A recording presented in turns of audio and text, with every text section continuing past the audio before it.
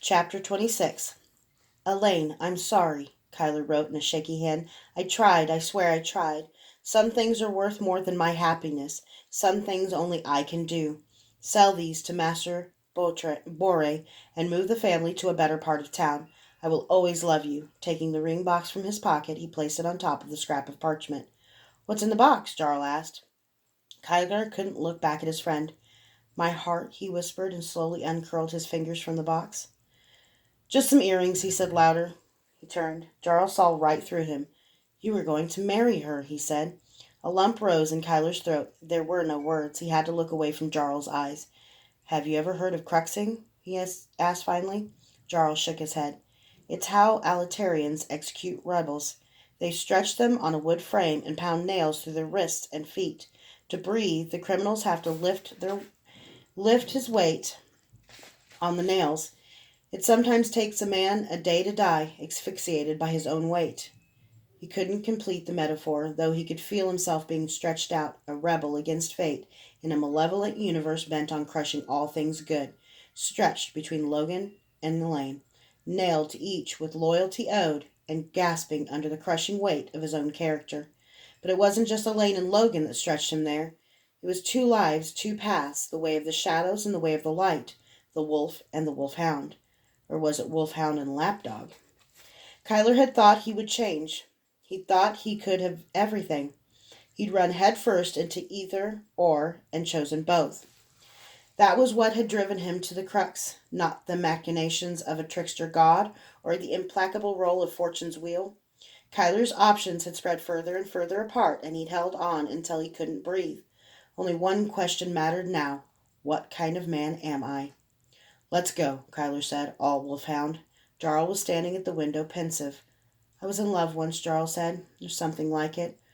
With a beautiful girl, nearly as fucked up as I am. Who was she? Kyler asked. Her name was Veridiana. Vi. Beautiful. Beautiful. Jarl looked up and stiffened. Vi? He went down in a spray of blood, an arrow passing fully through the center of his neck. His body dropped to the wood floor like a sack of flour. He blinked once. His eyes were neither afraid nor angry. His expression was wry. Can you believe that? His eyes asked as Kyler drew him into his lap. And then Jarl's eyes said nothing at all.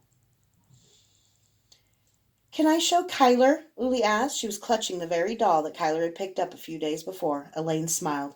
Kyler was doing better at being a father than he knew. Yes, Elaine said, but you run right home, promise? Promise, Uli said, and ran.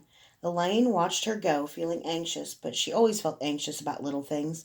Carnarvon wasn't like the Warrens. Besides, the house was only 2 blocks away. We need to talk, don't we? Aunt May said. It was getting late. The sun's rays slanted down on merchants who were packing up their goods and heading home. Elaine swallowed.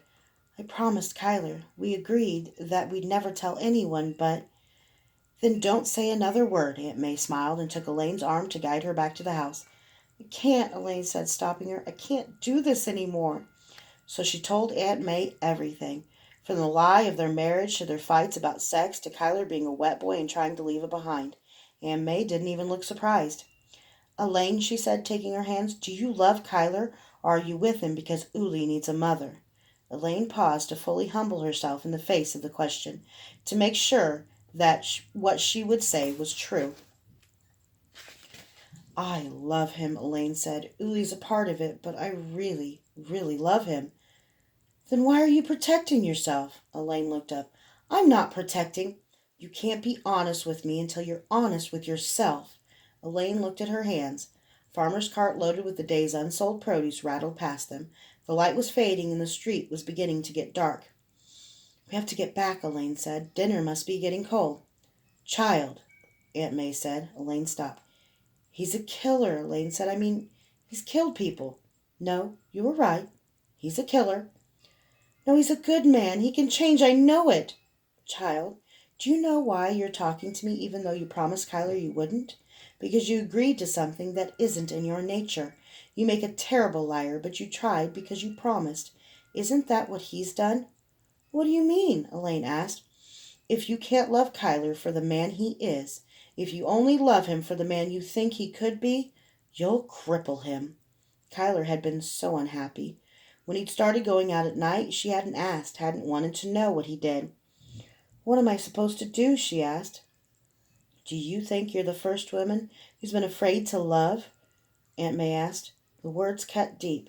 It cast a different light on their nightly making out and fighting. She thought she was being holy by not making love with Kyler, but she was just terrified. She felt so far out of control already that surrender in the bedroom would have left her powerless. Can I love him if I can't understand him? Can I love him if I hate what he does? Child, Aunt May said. She gently laid a thick hand on Elaine's shoulder. Loving is an act of faith as much as believing in the God is. He isn't a believer. An ox and a wolf can't be yoked together, Elaine said, knowing she was grasping at straws. You think a yoke only refers to wedding rings or lovemaking? You don't need to understand him, Elaine. You need to love him until you do. Aunt May took Elaine's arm. Come on, let's go eat our dinner. They walked back to the house together, Elaine feeling lighter than she had in months. Even if she was going to have a big talk with Kyler, she felt a new sense of hope. Elaine threw the door open, but the house was silent, empty. Kyler? She asked. Uli? There was no answer. The food was cold on the counter. The jelly Kyler had been making congealed and cracked. Her heart clogged her throat. Every breath was an effort. Aunt May looked horrified. Elaine ran upstairs and clawed at the box of Kyler's wet boy clothes and his big sword. It was empty. There was no sign of anything. She walked back downstairs, the truth coming to her as slowly as the setting sun. Are we going to be all right? She'd asked him. After tonight we are, he said, unsmiling. Kyler's wedding ring sat next to the stove. There was no note, nothing else. Even Uli was gone. Kyler had finally given up on her. He was gone. Vi slugged the wiggling child off her shoulder as they came into the stable of the seedy inn where she'd put up her horse. The stable boy lay unconscious and bleeding by the door. He'd probably live. It didn't matter. He hadn't seen Vi before she clubbed him with the pommel of her short sword. The girl squeaked through the rag Vi had tied over her mouth. Vi knelt and grabbed the girl's throat in one hand, and she pulled out the gag. What's your name? Vi asked. Go to hell! The girl's eyes flashed defiant. She couldn't be more than 12. Vi slapped her hard, then she slapped her again and again and again, impassively the way Hugh used to slap her when he was bored. When the girl tried to get away, she clamped her hand down on her throat, the threat explicit. The more you wiggle, the more you choke. Fine. Go to hell. You want me to call you that or something else? The little girl cursed her again. Vi spun her into her body and clamped a hand over her mouth. With the other hand, she found a pain point in one of the girl's elbows and ground her fingers in. The girl screamed into her hand. Why haven't I killed her yet? The job had gone flawlessly. Kyler had taken Jarl's body after arming himself for hunting. Vi had only seen brief glimpses of blades being sheathed and disappearing. Surely it was a trick of the light in the distance. Kyler couldn't really be invisible. Regardless, after a while he'd taken Jarl's body and Vi had gone into the house. She'd intended to set a few traps. There was a perfect contact poison that she could smear on the door latch of his bedroom, and a needle trap that would fit perfectly in the little box he kept under the bed. But she couldn't do it. Still reeling from Jarl's murder, she walked around the house like a common prowler. Vi found a note and a pair of earrings that looked expensive. The note said as much, even though they were oddly mismatched, one larger than the other. She pocketed both, but didn't touch the thin gold wedding band by the stove. Let the happy little family keep its heirlooms. She wasn't sure what the note meant. Kyler had tried to protect Jarl. The door opened, surprising Vi, and the little girl had walked in. Vi bound and gagged her, then stood looking at the mess she'd gotten herself into. She was finished. She couldn't kill this child. She couldn't even kill Kyler. No, that wasn't true. She was sure she could still kill Kyler. The only way she could escape the God King with her life was to please him. He would be more pleased if she delivered Kyler alive. If she delivered Kyler alive, the God King would never know her weakness. She'd buy herself time to recover whatever it was that had cracked in her as she'd watched Jarl die in a spray of blood. Galvanized, Vi went back to Kyler's bedroom. She carved the Cenarian Sakage glyph into the bedside table in a fine, light hand.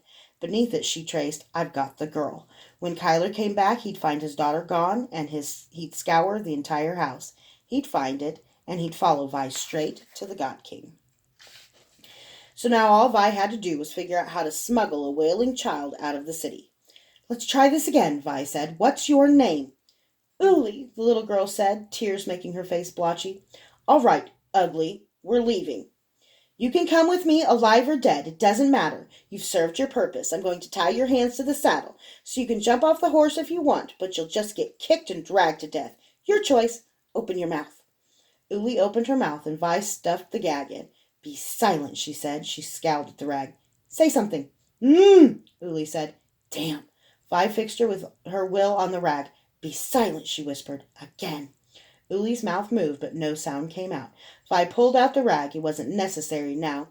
It had been a little trick she discovered a few years ago by accident. It was spotty, but a merely silent child would be easier to get out of the city than a gagged one. Vi saddled her horse and the second best horse in the stable. In half an hour, Carnarvon was fading into the distance, but freedom was still a long way off.